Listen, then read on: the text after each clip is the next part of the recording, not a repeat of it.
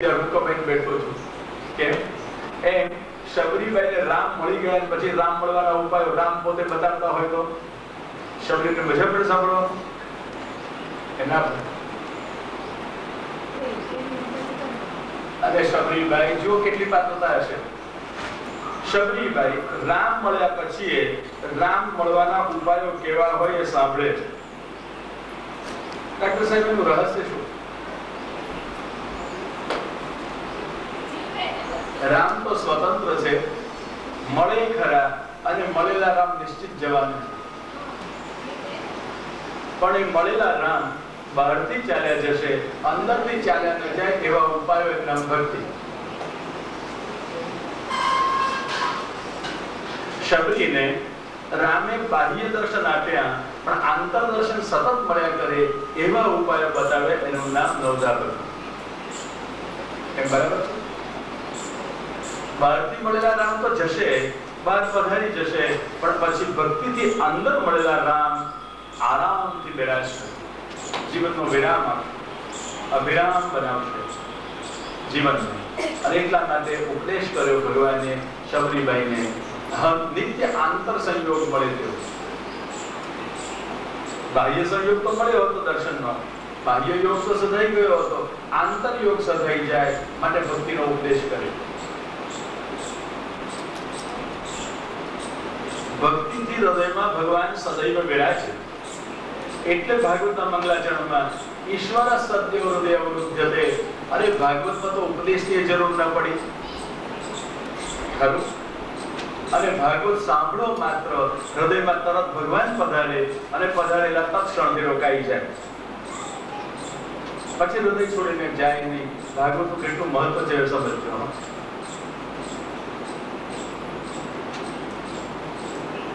અને આવું શ્રીમદ ભાગવત શ્રવણ આપણે કરીએ છીએ છતાં કેમ આપણને અસર નથી થતી કેમ ભગવાન નથી મળતા સમજી ગયા કારણ સપ્તાહ શ્રવણ વિધિ કુમારી ભાષા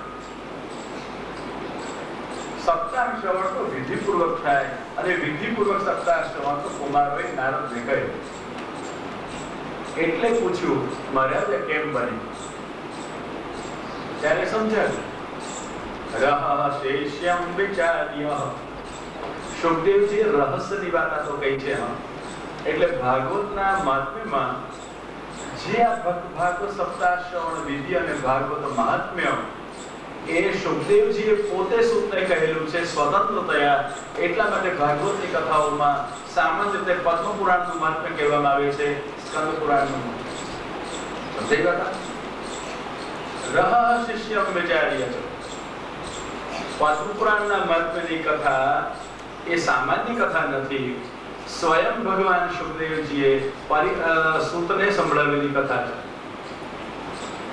અને પરીક્ષિતના પ્રસંગમાં નહીં જો આશ્ચર્ય છે સમજાઈ ગયા પરીક્ષિતની કથામાં પરીક્ષિતની સભામાં સૂત આવીને બેઠા હતા તે વખતે તો ભગવાન સુખદેવજીએ શ્રીમદ ભાગવત પરીક્ષિતને મુખ્ય રાખીને સંભળાવ્યું સૂતે ત્યાં ભાગવત સાંભળ્યું પણ ભાગવતનું જે મહાત્મ્ય છે એ તો રહસ્યમ વિચાર્ય આશ્ચર્ય છે પરીક્ષિતને પણ નહીં માટે આશ્ચર્ય સૂતને જ સંભળાવ્યું આશ્ચર્ય એકાંતમાં સંભળાવ્યું આશ્ચર્ય સભામાં બેઠા હતા તે વખતે બીજી વખતે સંભળાવ્યું સમજાયું આશ્ચર્ય આપણને સ્પષ્ટ ભગવાન શુકે સંભળાવેલી આ કથા છે કઈ કથા ભાગવતનું મહાત્મ્ય જે પદ્મ પુરાણમાં કહેવામાં આવ્યું છે એ સાક્ષાત સુખદેવજીએ કહ્યું શુકેન મમ યત પ્રોક્તમ બહુ ચોખ્ખા શબ્દો છે શુકેન મમ યત પ્રોક્તમ રહસ્યમ વિચાર્ય ચ વિચાર્ય સુખદેવજીએ મને શિષ્ય વિચારીને જે કહ્યું તે આપણે શિષ્ય થઈએ એનું મહત્વ નથી ગુરુ આપણને શિષ્ય રૂપે સ્વીકારે એનું મહત્વ છે ગુરુ આપણને પોતાના શિષ્ય ગણે છે અને શિષ્ય ગણે એવું સમજાય ક્યારે કરે આપણે તો કોઈને ગુરુ ગુરુ કહેતા હોઈએ આપણે તો ગુરુ ગણ્યા હોઈએ આપણે તો ગુરુ માનતા હોઈએ ગુરુએ આપણને શિષ્ય ગણ્યા છે, ખબર કેમ પડે? શું નિશાની? હા, શું ખબર કે હૃદયનું રહસ્ય કે છે? કેમ સમજાય? ગુરુએ શિષ્ય તરીકે સ્વીકાર્યા છે, કેમ ખબર પડે? શિષ્ય કોને કહેવાય?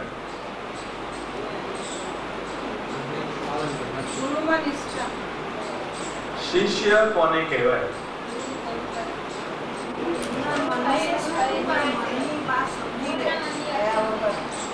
શાસન કરી શકાય એનું નામ શિષ્ય.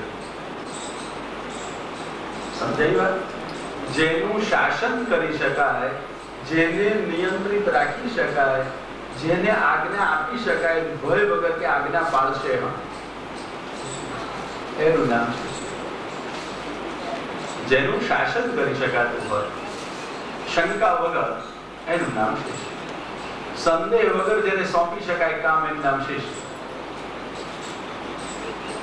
હા, પણ શિષ્ય બે પ્રકારનું કહેવાય ને. શાસન સ્વીકારે તે શિષ્ય એક, અને આજના જમાનામાં શાસન કરે તે શિષ્ય. ગુરુને ઉપદેશ આપ્યા જ કરે, આમ કરજો તેમ કરો. કેવું છું? એ પણ શિષ્ય તો કહેવાય. અને મોટે ભાગે જોજો, લોકો પહેલા ધીમે ધીમે મળતા જાય, આદર બતાવતા જાય, અને પછી ધીમે ધીમે આદર ઉભો કરતા જાય. પછી ગુરુને રાજી ન રાખતા હોય, ગુરુએ બધા ચેલાઓ રાજી રાખવા પડે. બહુ બિચારા ગુરુની દુર્દશા હોય, જો ગુરુ થયો હોય તો. વિચાર કરજો, શિષ્ય ગુરુને પ્રસન્ન રાખવાનો પ્રયત્ન કરે કે ગુરુ શિષ્યને? પણ આજનો જમાનો એવું ને, ગુરુ ચેલા દોનો લાલચી અને દોનો ખેલે દાવ. તો ગુરુએ શિષ્યને રાજી રાખવા પડે અને શિષ્યોએ ગુરુ રાજી રાખવાનો પ્રયત્ન કરવો પડે. પેલો ગુરુ સમજે કે આ રાજી રહેશે તો મારું કામ થશે, અને પેલો ચેલો સમજે કે આ રહેશે તો રાજી મારું કામ થશે. બેને કામ કાઢી લેવું છે. પણ હા, આ તો સર્વસામાન્ય વાત છે. અપવાદ તો કશે મહાપુરુષજી જેવા, વલ્લભાચાર્યજી જેવા જવાબદાર ગુરુ. બાકી બેજવાબદાર ગુરુ તો બધા બહુ હોય. જવાબદાર ગુરુ એક મહાપુરુષ ગહવરમાં પધારતા હતા. એક દ્રશ્ય જોયું. ગહવરણ એટલે પેલું ગેવરવન, તમે જેને કહો છો ને તે ગહવરણ. બેઠકજી છે ને ત્યાં કહો, બરસાના પાસે, એના પાછલા ભાગમાં પર્વત ચડતા ત્યાં એક દ્રશ્ય જોયું. એક મોટો અજગર મરવા જેવો પડેલો કે મરેલો પડેલો, અને કીડીઓ બહુ વળગી પડેલો, ખોલી ખાય. મહાપ્રભુજી જોઈને સ્તબ્ધ થઈને ઉભા રહી ગયા, બોલે વગર. સાથે વાળા સેવકે જગાડ્યા, કૃપાના શું જુઓ છો? તું જોઉં છું તે છે શું? આ અજગર ને કીડીઓ ખેંચી જાય છે. ગુજરાતી કહે છે જાજી કીડીઓ સાપ ને તાણે. બસ એવી સ્થિતિ થઈ જાય. શું થયું? એટલે મહાપ્રભુજી કહે છે, જુઓ, આ અજગર ગયા જન્મમાં ગુરુ હતો, વૃંદાવનમાં કોઈ મહંત હતો, અને આ બધા એના શિષ્યો હતા કીડીઓ. ગુરુમાં વિશ્વાસ રાખીને બહુ ભેટ સોગાત ધરતા ગયા, પણ ગુરુ મહારાજ અમન જીવતા રહે, કલ્યાણ કોઈનું ના કર્યું. પરિણામે શરીર છૂટતા ગુરુ અજગર થયો, બધાના પૈસા મોશો કર્યા હતા તે. અને આ બધા ચેલાઓ કીડીઓ થયા અને ખોલી ખાય છે. તેમ અમારા પૈસા લીધા તમારું કલ્યાણ ના કર્યું, તે અમારા પૈસા લીધા તમારું કલ્યાણ ના કર્યું, મારું જીવન બરબાદ કર્યું. બસ આ જોઉં છું, મને ક્ષોભ થાય છે. અરે મહારાજ, તમે તેવા ગુરુ થોડા છો. મહાપ્રભુજીને કહ્યું, આચાર્યજીએ દયા કરી અંજલિ છાતી જોડાને કૃપા કર્યા. પણ ધ્યાન રાખજો, ગુરુ થવું કદાચ સહેલું લાગે, ગુરુ કરવા સહેલા લાગે, પણ ગુરુ થવું અઘરું છે, ગુરુને પ્રસન્ન કરવા બહુ અઘરું છે, અને એથી સાચા અર્થમાં શિષ્ય થવું સહેલું નથી. ધીમે ધીમે લોકો પહેલા શાસન પાળતા હોય અને પછી શાસન કરતા થાય, પહેલા સલાહ માંગતા હોય અને પછી સલાહ આપતા થાય.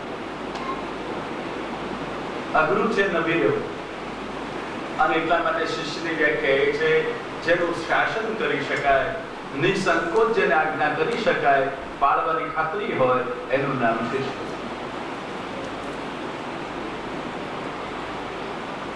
રહ શેષ્યમ વિચાર્ય.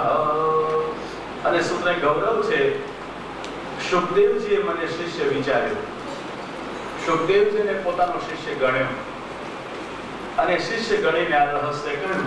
એનું નામ પદ્મ પુરાણ ભાગવતમાં. કેટલું મહત્વનું છે સમજાયું? આજે તો ભાગવત સમજાવતા પહેલા મહાત્મ્ય સમજાવાય છે. એનું કારણ હવે સમજાવ્યું કે શુકદેવજીએ પણ ભાગવત તો જાહેર સભામાં કહ્યું હતું અને મહાત્મ્ય એકાંતમાં કહ્યું હતું. કેમ શબ્દો સમજાય છે? હું શબ્દશઃ અર્થ બતાવું છું, શું થાય? રહ કથા તો સંસારી નામ, સંસારીઓને પણ સંભળાવી હતી ભાગવતની, પણ એનું મહાત્મ્ય શું કે છે? મને એકાંતમાં સંભળાવ્યું, પોતાનો શિષ્ય વિચારીને સંભળાવ્યું, કૃપાથી સંભળાવ્યું. શું એ મહાત્મ્ય હતું શ્રીમદ ભાગવતનું?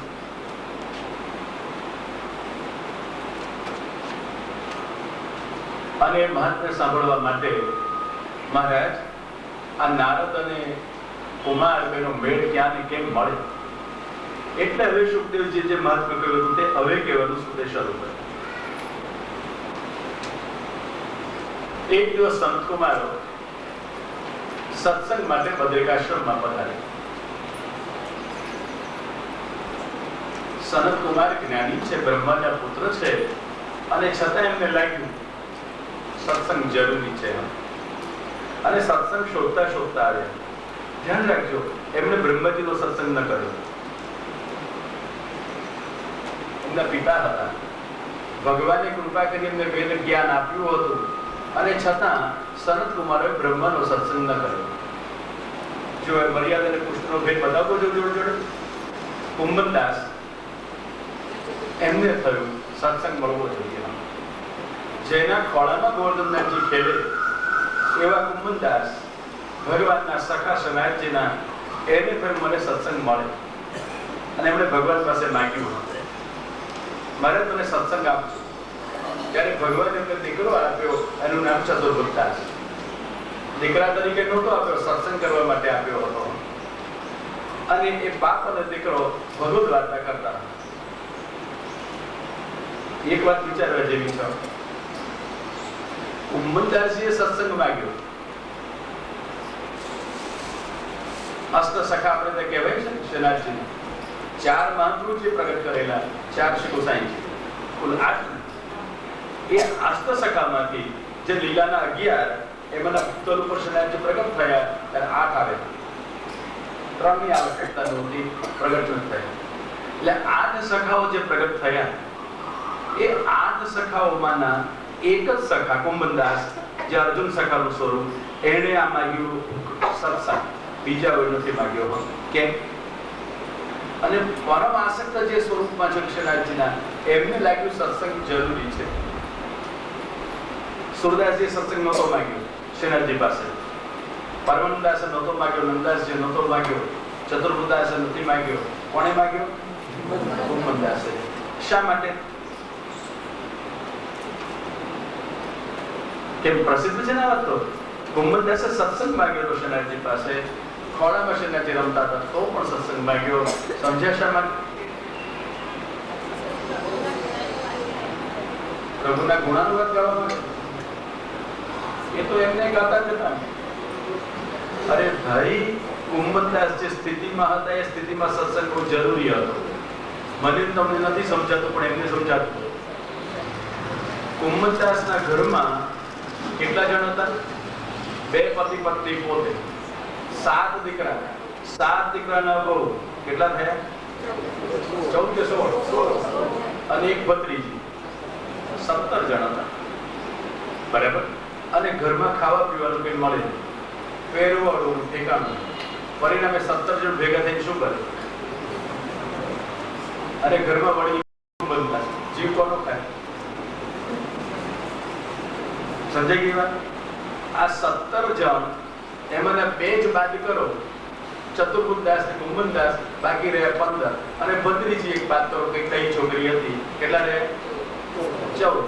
આ 14 જણ 10 ખરું ને, અને 4 14, 10 ઇન્દ્રિયો ને 4 અંતઃકરણ વિભાગ, બહાર અને અંદર કોરી ખાય એવા 14. ઇન્દ્રિયો બહાર હોય, અંતઃકરણ અંદર હોય, બહારથી કોરી ખાય, અંદરથી કોરી ખાય એવા 14 ભેગા થયા હોય. ઘરમાં કોઈ સાનુકૂળ ના હોય, ખરું? ઘરમાં કોઈ સાનુકૂળ ના હોય, બધાને પૈસા જોઈતા હોય, પ્રતિષ્ઠા જોઈતી હોય, પદ જોઈતા હોય, સુખ જોઈતા હોય, સગવડ જોઈતા હોય, અને એની વચમાં તમારે ભગવાન ભજવા હોય તો ભાઈ સહેલું પડે કે અઘરું પડે? અને એમાં મન સ્થિર રહે ને. વધારેમાં વધારે દુસ્સંગ હોય તો ઘરમાં જ હોય. ઘર બહાર વાળાનો દુસ્સંગ તો ઘરથી બહાર નીકળો ત્યારે લાગે, પણ ઘર વાળાનો દુસ્સંગ તો ઘરમાં લાગે. અને એમાં દુસ્સંગ તો પાછો હવે આપણે ઘરમાં વસાવ્યો, જબરજસ્ત દુસ્સંગ. મોટાઈના મોહમાં આપણે બધાય વસાવી લાવ્યા. ઓળખ્યો એને? એનું નામ ટીવી. શું કહે છે બીજું આજની ભાષામાં? Idiot box. એટલે શાની ઇડિયટ બોક્સ? એની સામે કહેશે ઇડિયટ કે વસાવે તે ઇડિયટ? જુએ તે ઇડિયટ? તમે ઇડિયટ બોક્સ કહો છો, મને ખબર નથી. ઇડિયટ બોક્સ કેમ કહેલું એને? મને ખબર નથી. જે હોય તે, પણ જીવતો ને જાગતો દુસ્સંગ છે. ઘરમાં ઉભા ના હોય તો શરમ આવે કે આ બધાને કહેતી આપણે કેમ નહીં, એટલે આપણે લઈ આવવાનું. શું કરવા? સત્સંગ કરવા માટે. અને સત્સંગ કરવાનો સમય ના હોય પણ ટીવી જોવાનો સમય જરૂર હોય. યમનાષ્ટક કરવાનો સમય ના હોય પણ ટીવી જોવાનો જરૂર સમય હોય. પાઠ કરવાનો સમય ના હોય પણ ટીવી જોવાનો સમય હોય. પરીક્ષા માટે વાંચવાનો સમય ના હોય પણ ટીવી સામે બેસવાનો સમય જરૂર હોય. પૂછો બધા. અને એટલે બધે સુધી દુસ્સંગ કે ટીવી ઉપર પેલું રામાયણ ને મહાભારત ને બધું બતાવતા હતા ને, ત્યારે મને ખબર છે કે બધી માજીઓ પણ એમના લાલાને લડાવતા કે રમાડતા કે સેવા કરતા હોય તો પેલો સમય થાય ને એટલે પેલા મંગળા ભોગ કે શૃંગાર ભોગ કે જે સમય હોય, લાલાને 2 લાડુ જમાડ્યા, તમે બેસજો, તમે તો રોજના છો, પેલો સમય તો જતો રહે છે, જરા જોઈ ના આવો. સાચું કહું છો, ગપ્પા નથી મારતો. માજીઓ ટીવી જોવા જતી, કારણ ટીવીમાં પેલો ભગવાન દેખાડતા હતા ને, એમને ટીવી નો ભગવાન ગમે ને, ઘરમાં બેઠેલો ભગવાન જરા બોલે નહીં ને, પેલો બોલતો ચાલતો દેખાય એટલે રસ પડી જાય. દુસ્સંગ કે સત્સંગ વસાવ્યો હતો. વધારે મુક્તા ઊભી આપણે કરી અને એકવાર સામે બેસી ગયા ને પછી ઉઠાય ખરું થાય છે. જરા આટલું જોઈ લઈએ, જરા આટલું જોઈ લઈએ, જોવાનું મન થાય. જીવતો ને જાગતો દુસ્સંગ વસાવ્યો. અને એટલા માટે કુંભનદાસને થયું કે બચવું હોય ને તો આનાથી નહીં બચાય. આ 14 જણા ઘરમાં છે, બચવું અઘરું છે.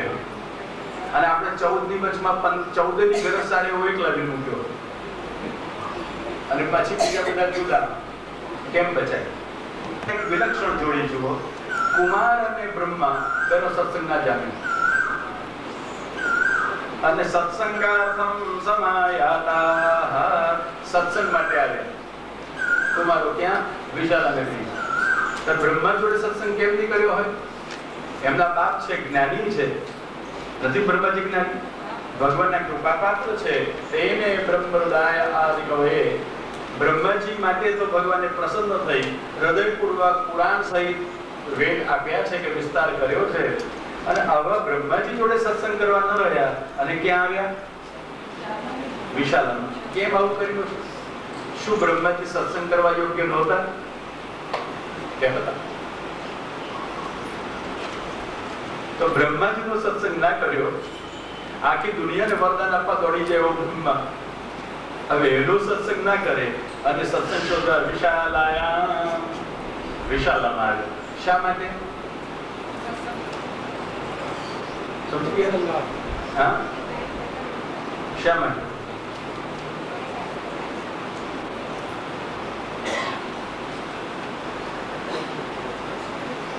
શા માટે? બસ આટલા જ માટે. આટલા જ માટે કે બ્રહ્માજી રજોગુણ વાળા છે,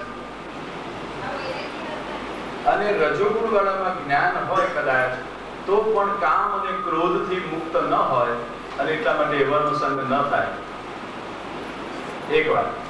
બીજી વાત, બ્રહ્માજી ગમે તેવા સુયોગ્ય પણ હશે ને તો પણ વાત છે ને લૌકિક વાત થઈ જશે, અને સત્સંગમાં લૌકિક વાત ન થાય. એક ભગવદી સ્ત્રી થઈ ગયા, બદલો પ્રસંગ.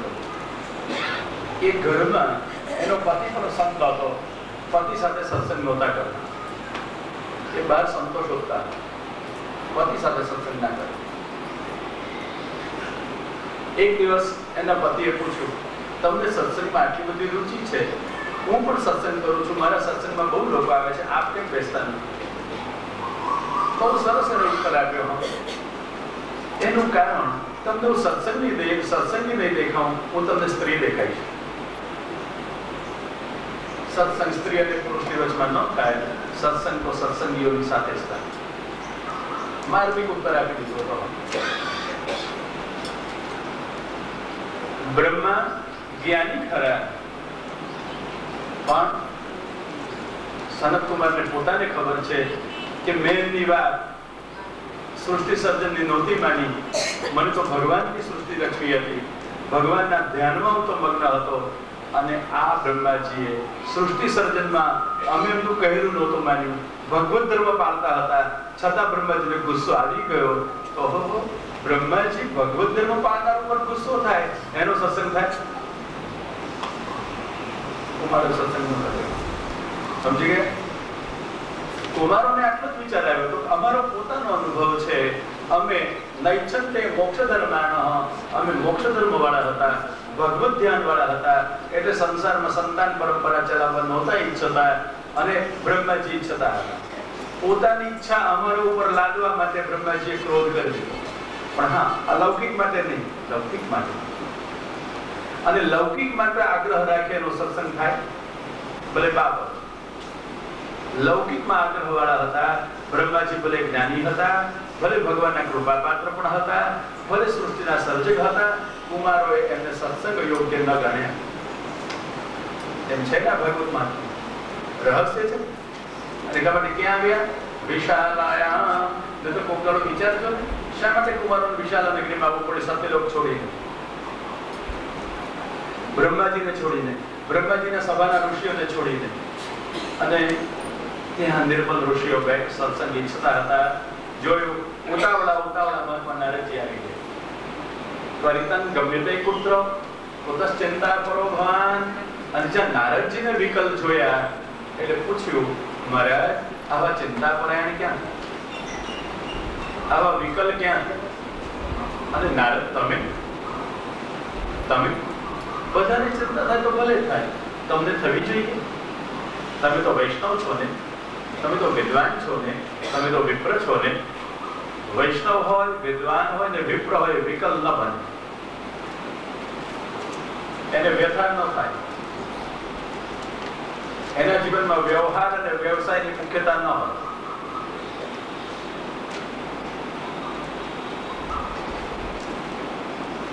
એના જીવનમાં વિષાદ છવાઈ ન જાય. કુમારીને જોયાને સાચે જ નારદ વિકલ હતા, એટલે વિવેક ન કરે.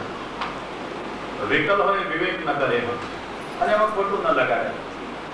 નહીતર સામાન્ય રીતે મોટા માણસો મળે ને તો હાથ જોડીને પ્રણામ થાય, અને પછી કઈ પોતાની વાત પૂછે ત્યારે કહેવાય. એને બદલે પૂછ્યું હતું એટલે કહેવું શરૂ કર્યું, પણ ક્યાંય લખ્યું નથી કુમારોને પ્રણામ કરે. આ વિકલતાની નિશાની. મોટાનું માન ન જાળવ્યું, પૂછેલી વાત કહેવાની શરૂઆત કરી, કેટલી બધી હદે નારદનું હૃદય વિકલ થઈ ગયું. ભગવત ભક્ત હોવા છતાં, એમાં વૈષ્ણવ હોવા છતાં, વિદ્વાન હોવા છતાં, અને બ્રહ્માના પુત્ર હોવા છતાં વિકલતા કેટલી વ્યાપક છે, કેટલી બલવતી છે.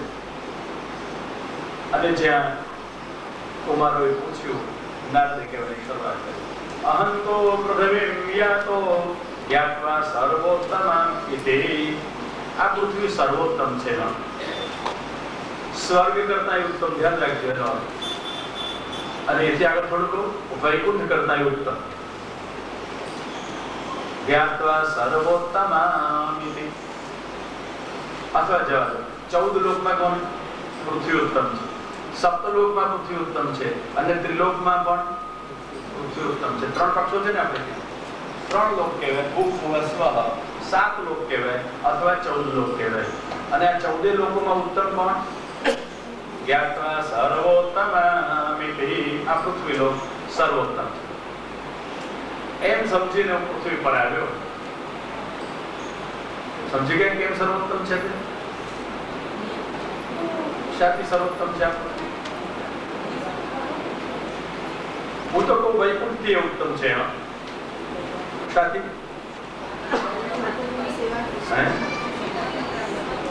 શું થાય? તો વૈકુંઠમાં ભગવાન તો બિરાજે છે, પ્રગટ બિરાજે છે, નિત્ય બિરાજે છે. પણ વૈકુંઠ કરતા વિશેષતા પૃથ્વી નીચે છે. તો વૈકુંઠમાં પાર્ષદો સેવા કરે છે. અત્યારે સેવા શું પેલી છે ને? તો તમે સેવા કરો છો. અહીંયા લીલા કરી છે. અરે વાહ. શું લીલાઓ કરી છે પૃથ્વી ઉપર? પૃથ્વી ઉપર ભગવાનને લીલા કરતા વૈકુંઠમાં શું કરે છે? ઊંઘી જાય છે. ત્યાં લીલા નથી કરતા. જો પૃથ્વી પર ભગવાન લીલા કરે છે તો વૈકુંઠમાં શું કરે છે?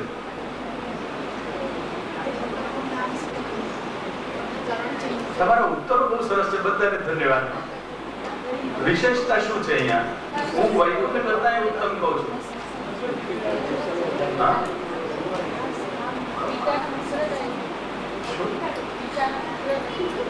ઓહો, આપણે ધન્યવાદ છે. અહીંયા ભગવાન પિતાના પુત્ર તરીકે પધાર્યા છે. ક્યાં? પૃથ્વી ઉપર. બહુ સારું, બહુ સારું. ભગવાન કૃષ્ણ પિતાના પુત્ર તરીકે પધાર્યા છે માટે ઉત્તમતા છે. આગળ થોડું વધારો. પિતાના પુત્ર તરીકે પધારેલા પ્રભુ માત્ર એમના પિતાના ઘરમાં ન રહ્યા, આપણા પોતાના ઘરમાં પધાર્યા માટે ઉત્તમ છે. કેમ? આપણે માટે તો જ ઉત્તમ કહેવાય ને. ભગવાન એમના બાપના ઘરમાં બેસી રહે, આપણે શું ઉત્તમ હતું? નંદ કે આનંદ ભયો. નંદજીને આનંદ થતો હોય તો આપણે શું બતા? પણ આપણને આનંદ શેનો છે? આપણા પણ છે, આપણા ઘરમાં પધારે છે. એટલે પિતાના પુત્ર થાય. બહુ સારું તમને આપણો ધન્યવાદ છે.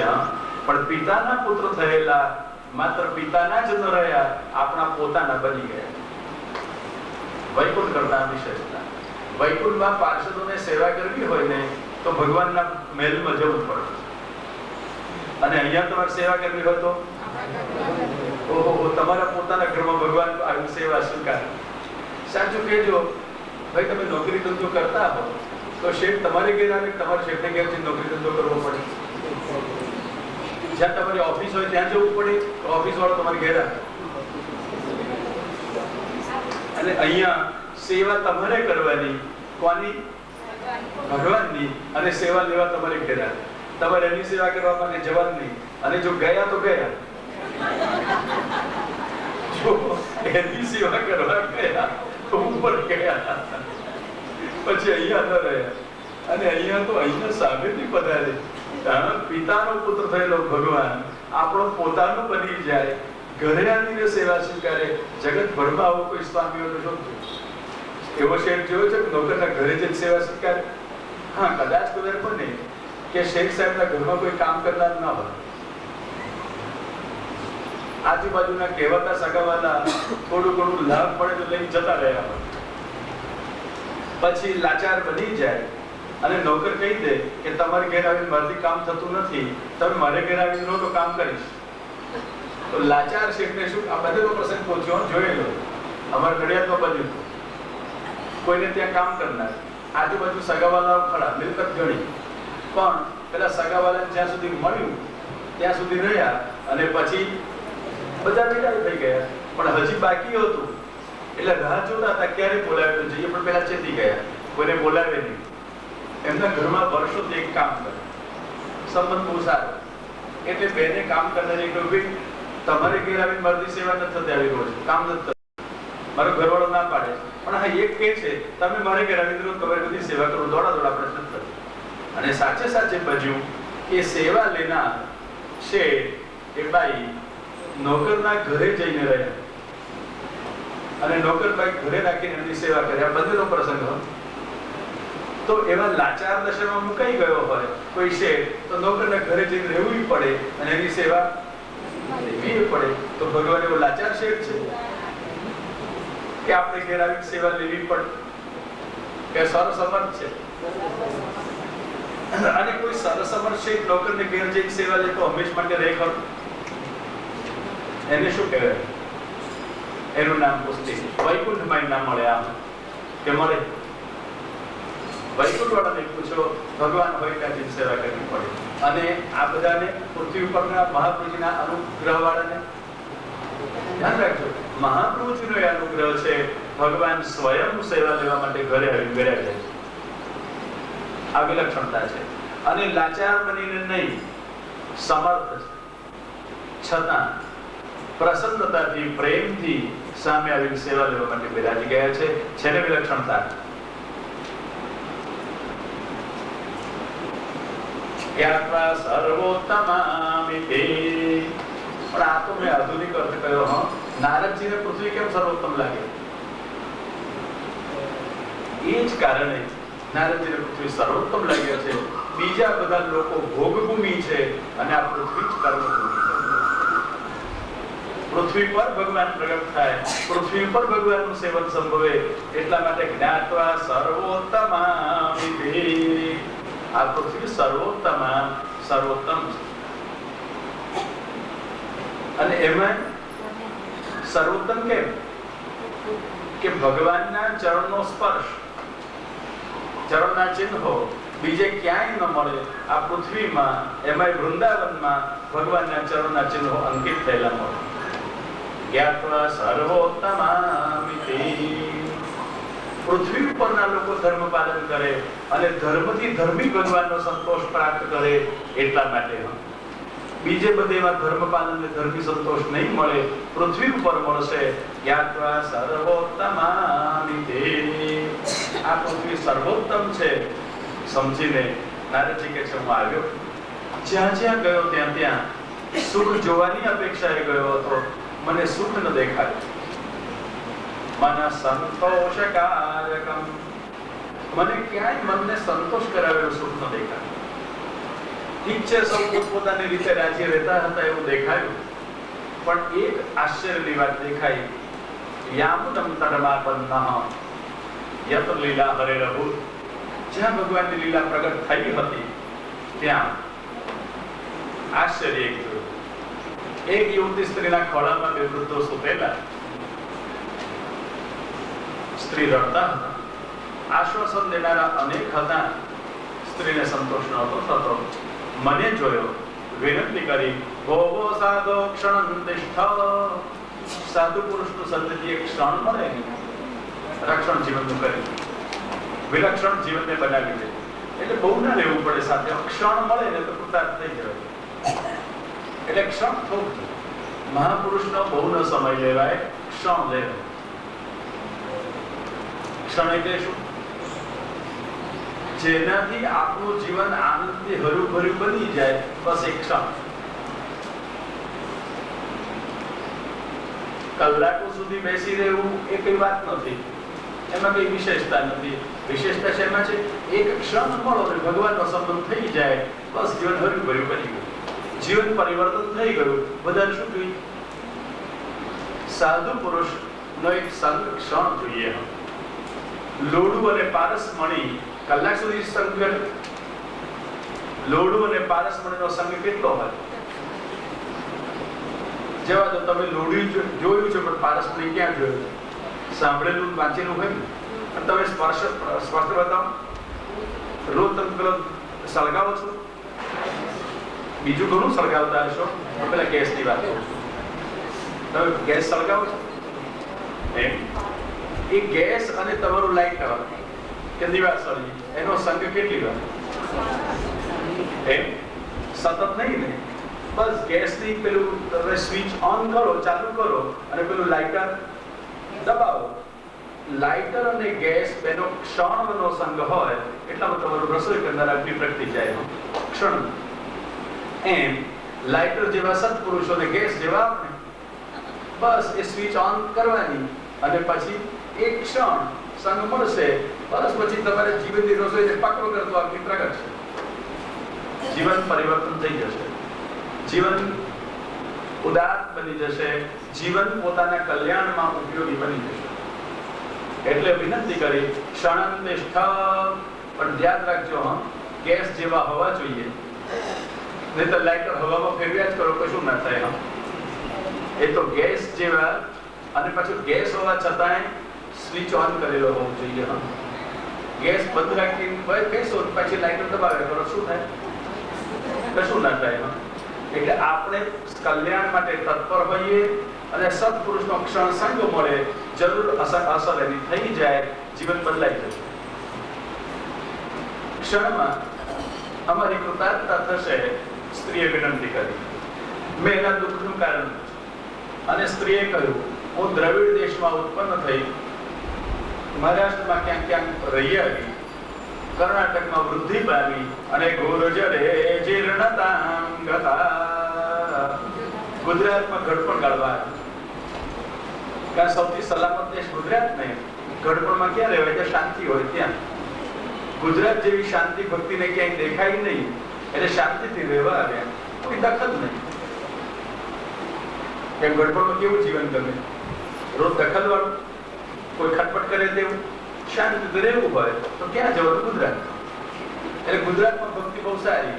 કોઈ પ્રમાણોની દખલ કરે કે આ કરો છો એ થાય કે નહીં કોઈ પૂછે, કરો એ બધું થાય. મનોરથ કરો, ધર્મ કરો, જે કરવું એ કરી જાઓ. છે કે નહીં ધર્મ એવું કોઈ પૂછતું નથી ને. એમ શાંતિથી ભક્તિ કર્યા કરો, જે કરવું હોય તે કર્યા કરો, કોણ પૂછે છે? અને એટલા માટે નિરાતે ઘડપણ ગાળી શકાય અને કરવું હોય તેમ કરી શકાય. ધાર્મિક કેવડાવી શકાય અને ધર્મનું ફળ મળે કે ના મળે, આત્મસંતોષ તો મળી જ કે હર્ષ બહુ ધર્મ કરીએ છીએ, બહુ ભક્તિ કરીએ છીએ, કોઈ પ્રમાણ પૂછે નહીં. પંચાયત વગરની આ ભક્તિ એટલે ગુજરાતમાં આરામથી થઈ શકે. પૈસા જોઈએ, ભક્તિ થઈ શકે, બીજું કશું જોઈએ? ભક્તિ કરવામાં શું જોઈએ આજકાલ? પૈસા હોય તો ભક્તિ થાય. બસ આવી ભક્તિને ક્યાં પોષાય? ગુજરાતમાં પોષાય. અને એટલા માટે ગુર્જરે જીર્ણતાં ગતા, ચારે બાજુ જ્યાં જ્યાં ભક્તિ માર્ગી કાર્યક્રમો હોય ત્યાં તમારે ભક્તિ કરવા જવાનું. શું આપવું પડે? પૈસા. સેવા નહીં, પૈસા ના પડે, સેવા. પણ સેવામાં તમારે સમજી જવાનું શું આપવાનું? પૈસા. કોઈ તમારી ભક્તિ થઈ ગઈ કે નહીં? અને ક્યાં પોષાય? આ ગુજરાતીઓને પોષાય, વેપાર ધંધો કરીને પૈસા બહુ મળે ને એટલે પોષાય. અને એટલા માટે ગુર્જરે જીર્ણતાં ગતા. ગુજરાતમાં ઘડપણ ગાળવા ભક્તિ કચારીનું ગરડી થઈ ગઈ. પણ હું ગરડી નાટે નીકળા યુવાન, મોટું દુઃખ છે. નારદ કે કઈને ઉપાય કરું છું, ચિંતા ન કરશો ભક્તિ દેવી, ગમે તેવા દુઃખી હોઈએ. સહેલામ સહેલો ઉપાય, ગોવિંદ ચરણાંભોજ સ્મર દુઃખં ગમિષ્યતિ. કેવો સરસ ઉપાય બતાવ્યો. શ્રી કૃષ્ણ ચરણાંભોજં સ્મર દુઃખં ગમિષ્યતિ. તમને હજી કોઈ નામ કશું સમજાય કે ના સમજાય, આટલું સમજાય બહુ થઈ ગયું. શ્રી કૃષ્ણની કાલ આખો દડો આપણે કથા કરી ને, બસ એ કૃષ્ણનું સ્મરણ કર્યા કરજો, એના ચરણોનું સ્મરણ કર્યા કરજો ને. શ્રી કૃષ્ણ ચરણાંભોજં સ્મર. દુઃખી થાવ તો દોડા દોડ ન કરશો, દુઃખી થાવ તો કોઈને નિંદા ન કરશો, દુઃખી થાવ તો કોઈ નિમિત્તને, કોઈ પ્રસંગને અપવાદ ન આપશો, દુઃખી થાવ તો કશું યાદ ન કરશો, દુઃખી થાવ તો કોઈ ફરિયાદ ન કરશો. દુઃખી થાવ, સુખી થવું હોય તો શ્રી કૃષ્ણ ચરણાંભોજં સ્મર. સહેલામ સહેલો ઉપાય. કોઈ સાધને ના જોઈએ, કોઈ સંપત્તિ ના જોઈએ, કોઈની સહાય પણ ના જોઈએ. શ્રવણ કરવું હોય તો સહાય જોઈએ, સ્મરણ કરવું હોય તો કોની સહાય જોઈએ? કીર્તન કરવું હોય તો શ્રવણ કરનાર જોઈએ, સ્મરણ કરવું હોય તો શું જોઈએ? શ્રી કૃષ્ણ ચરણામ ભોજમ સ્મર. પણ યાદ રાખજો, કૃષ્ણના ચરણ કમલનું સ્મરણ કરો.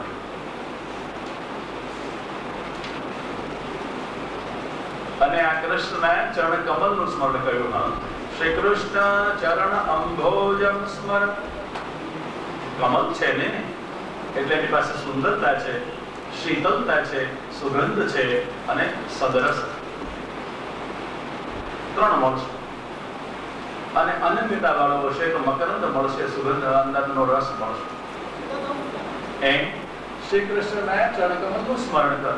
તો સહેલામાં સહેલો ઉપાય છે, થઈ શકે. તમને જરાય દુઃખ દેખાય તો કશું ના કરશો. ગઈકાલે તમે જે શ્રી કૃષ્ણ અહીંયા સમજ્યા, બસ એ શબ્દ ફરી આવ્યો ને, શ્રી કૃષ્ણ ચરણામ ભોજમ સ્મર.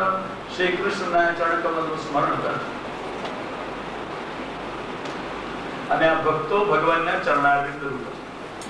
ભગવાનના 6 ચરણ. દશમ સ્કંદના 3 અધ્યાયમાં દેવકી માંગે છે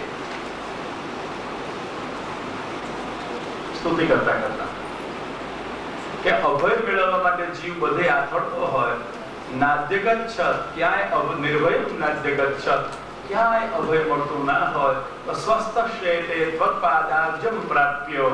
તમારું ચરણકમલ પ્રાપ્ત કરે, નિર્ભય થઈ જાય, સ્વસ્થ રહે. ભગવાનના ચરણને મળે એને આથડવું ન પડે. 6 છે આ ભગવાનના ચરણ.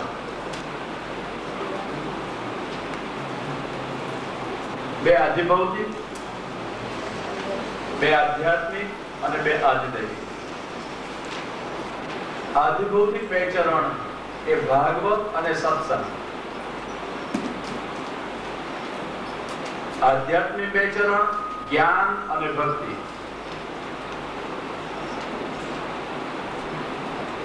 અને આધિદૈવિક પ્રગટ થયેલા પ્રભુના સાક્ષાત 2 ચરણ આધિદૈવિક. થઈ ગયા 6. બસ આ 6 માં કોઈ એક તમે સરખી રીતે સ્મરશો ને, દુઃખમ ગમિષ્યતિ. ભાગવત યાદ કર્યા કરો, ભગવાનનું ચરણ છે. સત્સંગને યાદ કર્યો કરો, ભગવાનનું ચરણ છે. તમારે ભક્તિ અને જ્ઞાન જે પ્રાપ્ત કર્યા હોય તેને યાદ કર્યા કરો, ભગવાનના ચરણ છે. અને જેની સેવા કરો છો, જેનો સાક્ષાત્કાર કર્યો છે, એ ભગવાનના ચરણને સ્મર્યા કરો. બસ શ્રી કૃષ્ણ ચરણામ ભોજમ સ્મર. કશું બને કે ન બને, સ્મરણ કર્યા કરો. દુઃખમ ગમિષ્યતિ. નિશ્ચયપણે તમારું દુઃખ ચાલી જાય. ભક્તિ દેવી, તમે તો પ્રાણથી પ્રિય પ્રભુને છો ને. મુક્તિ તો તમારી દાસી પ્રભુએ લીધી છે ને. કલિયુગમાં છાયા રૂપે તમે ભક્તોનું પોષણ કરો છો, મૂળ રૂપે તો વૈકુંઠમાં વિરાજો છો. ભક્તિ દેવી તમારું દુઃખ દૂર કરીશ. અને નારદજીએ દુઃખ દૂર કરવા માટે પેલા 2 ઘરડા દીકરાઓને યુવાવસ્થા દેવા માટે કાન પાસે મોં લઈ જઈને જ્ઞાન વૈરાગ્ય તમે જાગો જાગો જગાડવાનો પ્રયત્ન કર્યો. નામથી ન જાગ્યા. આજ તો મોટે ભાગે નામથી લોકો કામ કરે છે ને. આ જ્ઞાન માર્ગમાં છે. અમે તો જ્ઞાન માર્ગીય છીએ. એ જો કે અમે તો ભક્તિ માર્ગીય છીએ. વાતો છે લોકો કે અમારામાં વૈરાગ્ય છે, અમે ભગવાન કરી નીકળ્યા છીએ. જ્ઞાન ને વૈરાગ્ય વાળા છીએ. નામ માત્રથી કામ થતું નથી. એટલે જ્ઞાન અને વૈરાગ્યના નામ લેવાથી જ્ઞાન અને વૈરાગ્ય જાગે નહીં. પણ જ્ઞાન અને વૈરાગ્ય જેમાંથી જાગવાનો સંભવ છે એ વેદ અને ગીતાનો પાઠ કરે. આ બીજો પ્રકાર. નામ માત્ર જ્ઞાન વૈરાગ્ય કામ ન કરે, જ્ઞાન વૈરાગ્યના માર્ગો કામ ન કરે. પછી પ્રયત્ન કર્યો જ્ઞાન અને વૈરાગ્યના મૂળ રૂપ વેદ અને ગીતાના પાઠ કરે. ત્યાંથી જ્ઞાન વૈરાગ્ય કદાચ મળે. અને તો પણ પેલા જ્ઞાન વૈરાગ્ય જાગ્યા નહીં. ન જ્ઞાન ગીતાથી મળે ન વેદથી મળે. જ્ઞાન અને વૈરાગ્ય નથી મળતા. છેવટે નારદજી વિકલ થયા, કોઈ ઉપાય ન દેખાયો. આકાશવાણી થઈ, સુરશે સત્કર્મ સમાચારો. તમે સત્કર્મ કરો. સત્કર્મ શું એ આકાશવાણીએ ન કહ્યું, સ્પષ્ટ કહ્યું. તત્તે કર્માભિવક્ષન્તે. એ કર્મ તમને કહેશે કોણ? સાધવ સાધુ ભૂષણા. સાધુ પુરુષો મળશે. સાધુ પુરુષો જેમનું ભૂષણ છે, અથવા સાધુ પુરુષો જેમના ભૂષણ રૂપ છે, કે સાધુ પુરુષોના જે ભૂષણ રૂપ છે એવા સત્પુરુષો તમને મળશે. એ કહે છે નારદને પણ અભિમાન ના આવે ને એટલા માટે સ્પષ્ટ ના કહ્યું આકાશવાણી. જેમ ધ્રુવને અભિમાન ના આવે તરત મને ભગવાન મળી ગયા એટલે ભગવાને નારદ મેળવી આપ્યા, 6 માસ વિલંબ કર્યો, તપ કરાવ્યો. એમ નારદને પણ તરત ઉપાય મળી જાય તો અભિમાન થાય કે મને આ ભક્તિની સેવા કરવાનો અવસર મળ્યો, જ્ઞાન વૈરાગ્ય મેં જગાડ્યા. અભિમાન આવે તો ભક્ત નારદનો પણ અનર્થ થાય, ભક્તનો અનર્થ ભગવાનને અસહ્ય લાગે એટલે સીધો ઉપાય ન બતાવે. સીધા શું કરજો એ ન કહ્યું, સત્કર્મ કરો અને સત્કર્મ તમને સાધુ પુરુષો સમજાવે. આટલું જ કહ્યું. મૂંઝાયેલા નારદે શોધવા માંડી સત્કર્મ શું, સાધુ પુરુષ ક્યાં મળશે. અને નારદને ન જડે કોને જડે, બધા ભાગી જવા માંડ્યા, કોઈ ઉપાય બતાવી શકતા નહોતા. અને ફરતા નારદજી મૂંઝાયેલા, તપ કરવાની ઈચ્છાથી તપ કરવું, મન શાંત થાય તો સાચી વસ્તુ સ્ફુરશે, શુદ્ધ અને સાત્વિક મનમાં સાચી વસ્તુ સમજાશે. આ વિચાર કરતા નૈમિષાલયના આ બદ્રિકાશ્રમમાં આવ્યા અને ત્યાં કુમારોને જોયા. અને જો એક વાત કહું, તપ કરવા માટે આવ્યા હતા પણ સત્સંગ મળ્યો એટલે તપ છોડી દીધું. કુમારો તો સત્સંગ કરવા માટે આવ્યા હતા અને સત્સંગ કરવા આવેલાને વ્યગ્ર નારદ મળ્યા તો પણ સત્સંગ થઈ ગયો. અને નારદજી તપ કરવા આવ્યા હતા, કુમારો મળ્યા, તપ ન કર્યું, સત્સંગ કરી દીધો. આ વિલક્ષણતા.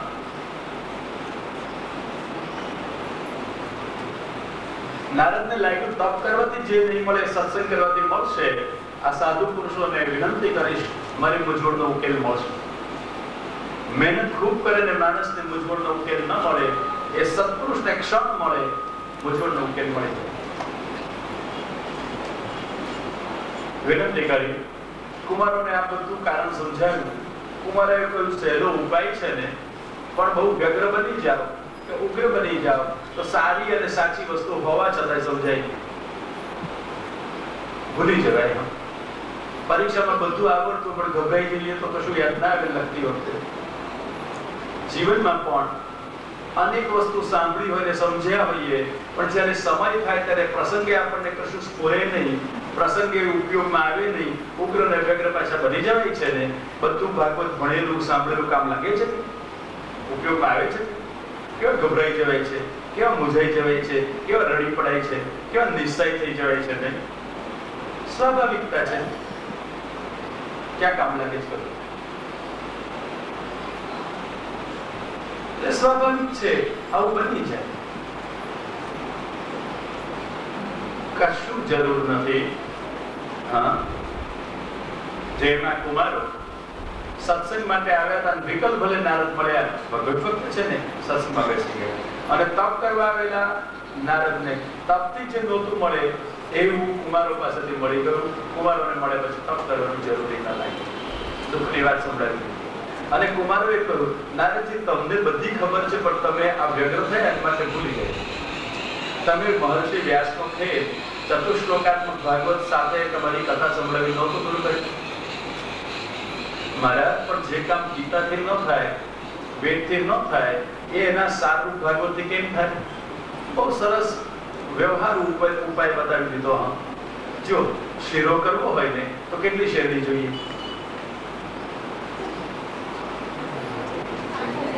મૂંઝાઈ ગયો. શીરામાં શેરડીનું શું કરવું? સારું સારું શેરડી ના જોઈએ તો કઈ નહીં, શેરડીનો રસ્તો જોઈએ ને કેટલો જોઈએ? તો જો ખાંડ જોઈએ ખરું, બહુ સારું બહુ સારું. શેમાંથી બને? શેરડીનો રસ અને એમાંથી ખાંડ થાય ને તો વેદ શેરડી જેવા. જ્ઞાન વૈરાગ્યમાં બહુ ખપ ના લાગે. અને ગીતાજી શેરડીના રસ જેવા, એ બહુ ઉપયોગી ના થાય. પણ એમાંથી બનેલી સાકર જેવું છે ભાગવત. તમને જ્ઞાને કરાવે, તમને વૈરાગ્ય કરાવે, તમારે કશું નહીં કરવું પડે. ભાગવત કરો ને યાર, જ્ઞાને આવશે ને વૈરાગ્ય આવશે. ના ના, મફતમાં ભક્તિ આવશે. મુખ્ય તો ભક્તિ આવશે. અને ભક્તિ આવશે એટલે ભગવાનની ભક્તિ, વસ્તુની નહીં. લોકો ભગવાનની પાસે ફળ મેળવવા માટે જો ભગવાનને ભજે તો એ ભગવાનની ભક્તિ નથી, એ ફળની ભક્તિ છે. એનાથી ન મળે જ્ઞાન, ન મળે વૈરાગ્ય. પણ ભગવાન માટે ભગવાનની ભક્તિ કરે ભગવાન પાસેથી કાંઈ નથી જોઈતું, માત્ર ભગવાન જોઈએ છે અને ભગવાનને ભજો તો સ્વયં ભગવાન મળે. અને એટલું ભગવાન ન મળે, ભગવાનને ભજનારી ભક્તિથી જ્ઞાન અને વૈરાગ્ય બે સહજમાં મળે. જ્ઞાન અને વૈરાગ્ય ભક્તિના દીકરાઓ છે, સહજ આવી છે. અને યુવાવસ્થા વાળાનો છે જીવને પ્રસન્ન કરનારા. કથા સાંભળી, સંકલ્પ કર્યો, ભાગવત કથા કરો, ગંગા દ્વાર સમીપે આનંદ નામનો કિનારો. લોકોને ખબર પડી કથા થશે અને સાંભળતા સાથે દોડતા દોડતા બધા આવ્યા. કયા કોણ બધા? ધાવંતો પ્યાયયો સર્વે પ્રથમ યે ચ વૈષ્ણવા. વૈષ્ણવ હતા એ પહેલા દોડતા દોડતા આવ્યા. શાથી કથા સાંભળવા મળશે. એમાં ભાગવત. આજની જેમ ભાગવતની કથા ગમે ત્યારે ગમે ત્યાં ગમે તે રીતે ગમે તેની પાસે ગમે તે હેતુથી કરવામાં નહોતી આવતી. પ્રાચીન કાળમાં કોઈ અનિવાર્ય કારણે બીજા સાધનોથી શક્ય ન હોય તેવું કાર્ય સિદ્ધ કરવા માટે, પ્રભુની કૃપા માટે કે પ્રભુના પ્રેમ માટે કે પ્રેમ વાળાઓ માટે શ્રીમદ ભાગવતની કથા થતી હતી. કોઈ લૌકિક હેતુઓ ન. અને એવી જવલ્લે થતી કથાઓ આપ જો છે એમાં ફલ દેખાતું. અને આજે ઠેર ઠેર થતી કથાઓ, અનેક પ્રયોજન વાળી કથાઓ, એનાથી ભગવાન અને ભક્તિ યોજનો દૂર રહે. કેવલ ભગવાનના પ્રયોજનથી થતી કથા, ભગવાનના પ્રયોજનથી થતું ભાગવત, ત્યાં જરૂર ભગવાન પધારે, પાર્ષદો સાથે પધારે. વચન આપ્યું છે જ્યાં જ્યાં કથા થશે હું પાર્ષદો સાથે આવીશ. ક્યાં? યથાર્થ ભાગવતની કથા થશે ત્યાં. અને એટલા માટે જરૂર ભાગવત સાંભળવા માટે મહાદેવજી તો બિરાજતા હોય, ભગવાન પાર્ષદો સહિત પધારે. અને ભાગવત તો ભગવાન સ્વયં સાંભળે. ભગવાનને પોતાના યશોનો વાત સાંભળવા બહુ ગમે. ત્યારે ભગવાનના ભક્તોને ના ગમે. એટલે ભગવાને દોડતા આવે, એના પાર્ષદો આવે. ધાવંતો પ્યાયયો સર્વે પ્રથમ યે ચ વૈષ્ણવા. વૈષ્ણવ શબ્દથી કોણ કોણ આવે? કોઈ ભગવાનના પાર્ષદો વૈષ્ણવ ખરા કે નહીં? તો ગોપીજન વૈષ્ણવ ખરા કે નહીં? પ્રથમ યે ચ વૈષ્ણવા. જો સાચા અર્થમાં ભાગવતની કથા થતી હોય તો ભગવાનના પાર્ષદો આવે, ભગવાન આવે. શ્રી ગોપીજન પણ એમના સ્વામીના યશ છે, એમના પ્રિયતમના યશ છે. સાંભળવા માટે પધારી ન પધારી? બધા સાંભળતા આવે. ધાવંતો પ્યાયયો સર્વે પ્રથમ યે ચ વૈષ્ણવા. દોડતા દોડતા બધા વૈષ્ણવ આવ્યા. કુમારોએ કથા સંભળાવી. એક આશ્ચર્ય થયું. યુવતી સ્ત્રી બે યુવકો સાથે નાચતા સભામાં આવ્યા. કુમારોએ પરિચય કરાવ્યો. આ ભક્તિ છે, ગોવિંદની સમાનતા દેનારા છે, ભવરોગને દૂર કરનારા છે. ભક્તિ દેવી ક્યાંથી આવે, ક્યાંથી ઉત્પન્ન થયા? બહુ સરસ વાત કહી. કથાર્થતો નિષ્પતિતા ધુમેયમ. ભક્તિ ક્યાંથી ઉત્પન્ન થયા? બહુ સરસ વાત કહી છે, ધ્યાન રાખજો. કથા સાંભળીને સંતોષ ન રાખશો. કથાર્થતઃ નિષ્પતિતા. અને અધુના શબ્દ વાત. હમણાં કે અત્યારે ભક્તિ કથાના અર્થમાંથી ઉત્પન્ન થયા. માત્ર ભાગવત નહીં, ભાગવતના અર્થો સમજો. માત્ર કથા નહીં, કથાના અર્થને સ્પષ્ટ સમજો ને હૃદયમાં ધારણ કરો તો નિશ્ચિતપણે કથાના અર્થમાંથી ભક્તિ ઉત્પન્ન થાય. જ્યાં સુધી કથા સાંભળીએ કદાચ ભક્તિ ન પણ થાય, પણ કથાનો અર્થ સમજશો નિશ્ચિતપણે ભક્તિ ઉત્પન્ન થશે. અને કેવી ભક્તિ? જ્ઞાન અને વૈરાગ્ય જેના યુવાવસ્થાના દીકરા છે એવી પ્રસન્ન ભક્તિ. ભાગવતના અર્થો ન સમજો ત્યાં સુધી કદાચ ભક્તિ હશે તો પણ ગરડા જ્ઞાન વૈરાગ્ય વાળી રડતી ભક્તિ. અને ભાગવતના અર્થો જો સમજાશે તો યુવક જ્ઞાન અને વૈરાગ્ય જેના સંતાન છે તેવી પ્રસન્ન ભક્તિ, જે પરમાત્માને પ્રાપ્ત કરાવી દે, પ્રગટ કરી દે ને પ્રસન્ન કરી દે તેવી ભક્તિ આવશે. કથા એટલે કથાના અર્થો સમજવા જરૂરી છે, ભાગવતના અર્થો સમજવા જરૂરી છે. કથાર્થતો નિષ્પતિતા ધુમેયમ. આ કથાના અર્થમાંથી પ્રગટ થયેલા ભક્તિ આવ્યા. કુમારોએ વૈષ્ણવ માનસાની, જ્ઞાનીઓના મનમાં નહીં, કર્મીઓના મનમાં નહીં, યોગીઓના મનમાં નહીં, વૈષ્ણવોના મનમાં ભક્તિને વસાવી. પાછા નિરંતર, થોડી વાર ભક્તિ આવે ચાલી જાય તેમ નહીં, નિરંતર સતત ભક્તિ રહે, અખંડ રહે, એમ વસાવી. વૈષ્ણવ કદાચ ઉગ્ર વ્યગ્ર ક્યારેક થઈ જતા હોય, પ્રસંગ વશાત, પ્રકૃતિ પરવશ, ભગવદ ઈચ્છાથી, પણ અંદર રહેલા ભક્તિ ક્યારેય વિકલ ન થાય. વૈષ્ણવનું હૃદય છોડીને ભક્તિ ક્યાંય ન જાય. એવા અખંડ અને સ્થિર ભક્તિ ભાગવત દ્વારા કુમારોએ વસાવ્યા વૈષ્ણવના મનમાં. ધ્યાન રાખજો, કુમારોએ પણ ભક્તિને ભાગવત દ્વારા વૈષ્ણવના મનમાં વસાવ્યા છે, ભાગવતના અર્થમાંથી વસાવ્યા છે. વૈષ્ણવ હોય એની પાસે વલ્લભાચાર્યજી પણ આશા રાખે છે, પઠનીયમ પ્રયત્નેન સર્વહેતુ વિવર્જિતમ, કોઈ પ્રયોજન વગર, લૌકિક હેતુ વગર શ્રીમદ ભાગવત અર્થપૂર્વક હંમેશા વૈષ્ણવે વિચારવું, વાંચવું જોઈએ. અર્થ સમજીને ઉચ્ચાર કરવા એમ નામ પાઠ. વૈષ્ણવ પાસે આચાર્યજીની અપેક્ષા છે અર્થ સમજીને ભાગવતનો નિત્ય પાઠ કરે. અને જો અર્થ સમજીને ભાગવતનો પાઠ થશે તો તમારે ભગવાનને શોધવા પડે, ભગવાન તમને શોધતા આવશે. ભક્તિ નહીં મેળવવી પડે, ભક્તિ તમને મેળવતી આવશે. કથાના અર્થમાંથી ઉત્પન્ન થયેલી આ ભક્તિ છે. અને નારદનો સંકલ્પ પૂરો થયો, ભક્તિનું દુઃખ દૂર થયું, ભગવાન પ્રસન્ન બિરાજતા જોયા, સૌના હૃદયમાં અલૌકિક નવીન માર્ગ લાગ્યો. અભિનંદન ઋષિને આપ્યા, આ નવીન માર્ગ તમે કોઈ પ્રગટ કર્યો. હા કુમારો. કુમારો કે છે આમાં કઈ નહીં, આ તો શ્રીમદ ભાગવતનું મહાત્મ્ય છે. સપ્તાહ વિધિપૂર્વક શ્રવણ કરે તો હઠપૂર્વક પણ પાપ કરનારા ષટ લોકો પવિત્ર બની જાય. કલિયુગમાં જો પહેલાના સમયમાં તુંગભદ્રા નદીના કિનારા ઉપર એક નગર, આત્મદેવ નામનો બ્રાહ્મણ, ધુંધુલી પત્ની સાથે રહેતા હતા. ભિક્ષુક બ્રાહ્મણ, ધન હતું, સંતાન નહોતા, અને એટલા માટે જીવન ધન્ય નહોતું લાગતું. ધનનો ઉપયોગ સંતાન મેળવવામાં કર્યો, સકામ ધર્મો કર્યા, સંતાન ન થયા, મરવું સારું લાગ્યું, ગામ બહાર આવ્યો. બ્રાહ્મણ આત્મહત્યા કરવા તૈયાર હતો. લૌકિક હેતુઓ માટે માણસ મરવાય તૈયાર થઈ જાય, પણ અલૌકિક હિત માટે કષ્ટ સહન કરવા તૈયાર ન થતો. આશ્ચર્ય નથી?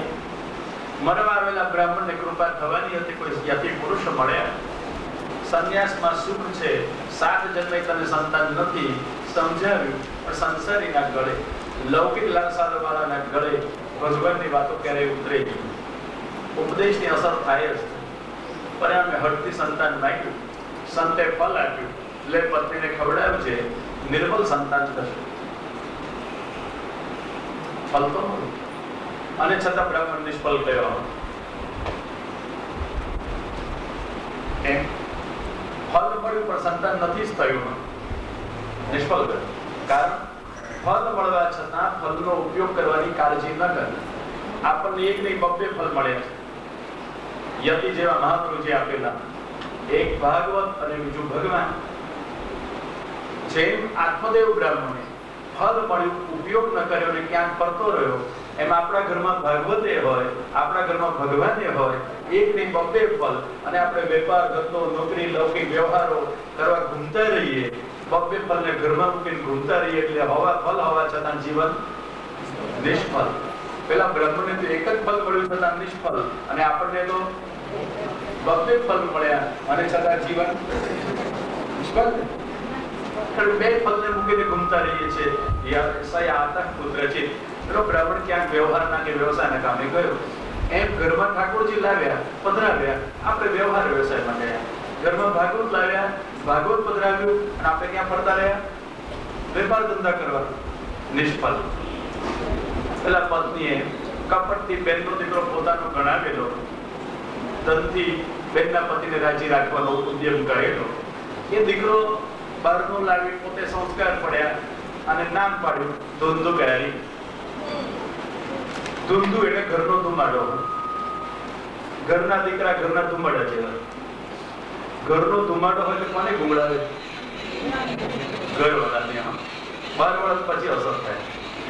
અને ધુમાડો હોય ને ગુંગળામાં થતી હોય તો કેવો દીકરો સમજ્યા નહીં, કહેવાય નહીં, રહેવાય નહીં અને સેવાય નહીં. આ તો ઘરનો ધુમાડો, એનું નામ ધુંધુકારી. પેલું ફળ મળ્યું હતું, પરીક્ષા કરવા માટે ગાયને મુકાવ્યું, જોઈએ શું થાય છે. કુતૂહલથી પણ સત્પુરુષોને ફળ આપ્યું હોય ને સંકલ્પ કર્યા હોય ને સત્પુરુષોએ ક્યારેય નિષ્ફળ ન જાય. પરિણામે ગાયને જેવો નહીં, ગાયને વાછરડું ન જન્મ્યું, મનુષ્ય બાળક જન્મ્યું. કારણ સત્પુરુષે માણસને ફળ આપ્યું હતું, આત્મદેવને. માણસ